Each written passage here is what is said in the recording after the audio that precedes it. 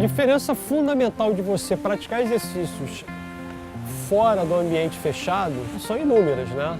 Primeiro que você está justamente, né, experimentando, vivenciando, né, em todas as formas de sentido o que a natureza te oferece. Então, assim, essa troca energética, né, com o planeta, de você tendo dentro d'água, não tem preço, é incomparável. Né? Então, você dentro d'água, que é um elemento, né, uma das 3 forças principais do nosso planeta, você sentir essa energia, né, você liberar o teu estresse, enfim, aquele dia de trabalho que você teve, né, pesado, forte, você entra na água, no mar, surfa, você libera tudo isso, porque você está bastante focado em surfar.